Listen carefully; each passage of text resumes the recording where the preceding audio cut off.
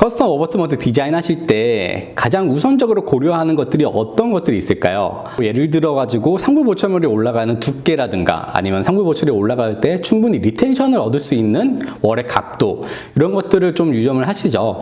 하지만 많은 분들이 놓치고 있는 부분이 있습니다. 바로 이머시 프로파일에 대한 디자인인데요. 그 부분을 오늘 한번 좀 자세히 설명을 드리도록 하겠습니다. 엑소캐드에 있는 샘플 케이스를 불러왔습니다. 11번만 디자인을 해보도록 할게요. 11번에 엑소캐드 데모 스캔 바디 선택을 하시고요. 그 다음에 커스텀 어버트먼트로 선택을 한 다음에 네, 이렇게 해서 매칭을 시켜줬습니다.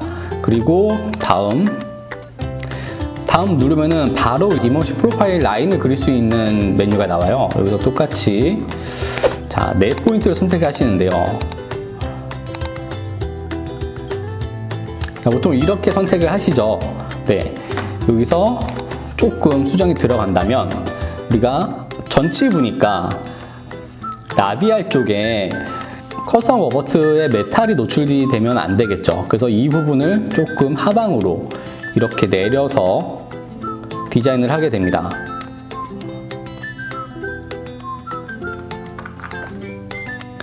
네, 이 정도 내려서 어버트먼트의 메탈이 치음 밖으로 노출되지 않도록 디자인을 해주시는 거고요.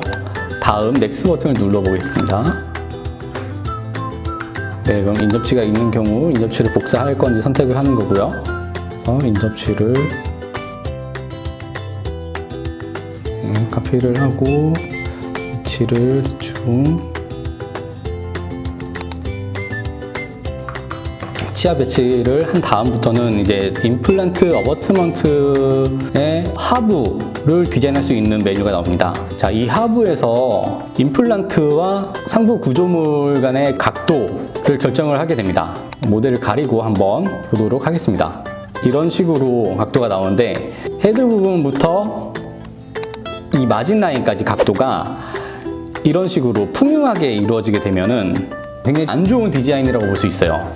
가능하면은 좀 오목하게 디자인을 해주시는 게 좋은 디자인이죠. 그래야지 이 밑에 부분에 음식물이 많이 안 끼고 치은이 건강하게 유지될 수 있도록 공간을 만들어주는 역할을 하게 됩니다. 그래서 오목하게 디자인을 해주는 것이 좀 중요하고요. 오목하게 올라올 수 있도록 이런 식으로 디자인이 돼야겠죠. 그리고 제가 토글을 클릭을 하면 초록색이 되거나 한 번 더 클릭하면 분홍색이 되는 걸 보일 수 있는데요. 이게 어떤 기능이냐면 클릭을 했을 때 초록색이 된다는 것은 잇몸에서 떨어져 가지고 어버트먼트의 하부 구조가 디자인이 된다는 거고요. 분홍색으로 바꾸게 되면은 이제 잇몸과 붙어 가지고 디자인이 된다는 겁니다. 그래서 만약에 내가 커스텀 어버트먼트의 마진 서브로 내려야 된다 하면은 잇몸에 붙어 가지고 내려주시는 게 좋고요. 그리고 이게 만약에 심리적으로 크게 문제가 되지 않는 부분이다, 예를 들어 구치부거나 아니면 전치부의 링갈 쪽이다 싶으면은 이거를 잇몸에 굳이 붙일 필요 없습니다. 잇몸과 떨어져서 약간 잇몸 상방으로 올려주시는 것도 좋아요. 왜냐면은 이게 잇몸에 서브로 깊이 들어가게 되면은 세면을 하고 나서 세면의 잔여물을 제거하기가 굉장히 까다로워집니다. 그래서 약간 상방으로 올려주는 것도 좋은 방법 중에 하나입니다. 그리고 또 모델을 살짝 꺼서 다시 한번 보면은 보철물과 인접치 사이에 인터프록시말 쪽에 치간 공극이 생기게 됩니다. 그래서 이 부분에 어느 정도 공간을 확보를 해줘야지 치은이 좀 자연스럽게 올라올 수 있는 예쁜 모양을 형성할 수가 있죠. 근데 예를 들어서 이 이머시 프로파일을 너무 이렇게 끝까지 당겨서 제작을 하게 되면은 이 부분에 치은이 가질 수 있는 공간이 많이 적어집니다. 그래서 가능하면은 인접치 사이에는 조금 이머시 프로파일 라인을 내려서 치은이 공간을 좀 충분히 가질 수 있도록 만들어주는 게 중요합니다. 네.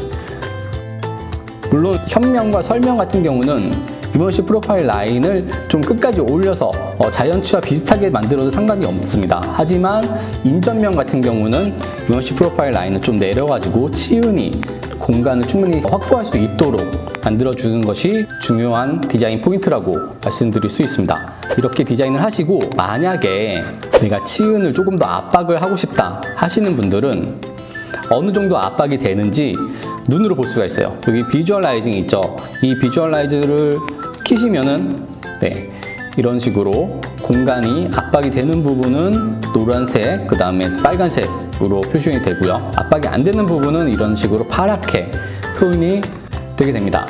자, 그래서 만약에 내가 압박이 더 필요한 부분이 있다라고 생각이 드시면은 밑에 옆에 있는 프리폼이라는 메뉴가 있어요. 이 메뉴를 켜시고 그 다음에 마우스를 클릭을 하시게 되면은 이 부분만 더 이렇게 볼록하게 추가가 됩니다. 왁스를 추가하는 것처럼 보이시나요? 방금 추가한 부분이 이렇게 볼록하게 나와 있죠. 네, 물론 이런 식으로 디자인을 하시면 안 되죠. 하지만 예를 들어서 한번 보여드리는 거예요. 이렇게 볼록하게 추가를 할 수 있습니다.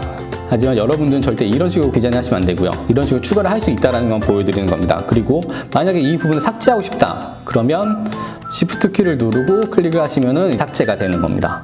똑같이 이 부분도 삭제. 여기도 조금 잇몸을 압박하고 싶다 하시는 분들은 클릭해서 이런 식으로 작업을 해주시면 됩니다. 네. 자, 그리고 어드밴스 가서 프로파일의 보더를 설정할 수 있게 됩니다. 이 메뉴에서 하이트를 조정하게 되면 어버트먼트 마진 쪽에 두께가 이렇게 좀 두꺼워지는 것을 눈으로 확인할 수 있습니다. 이것은 어떤 경우에 쓰냐면은 어버트먼트의 마진을 날카롭게 가공을 못하는 경우, 특히 어버트먼트를 지르코니아로 가공을 하는데 이 마진을 날카롭게 제작을 하다 보면은 이 부분들이 샤프하게 재현이 되지 않습니다. 그럴 경우 이렇게 좀 두껍게 가공을 한 다음에 다시 또 얇게 한 번 더 후가공 처리를 하시면 됩니다.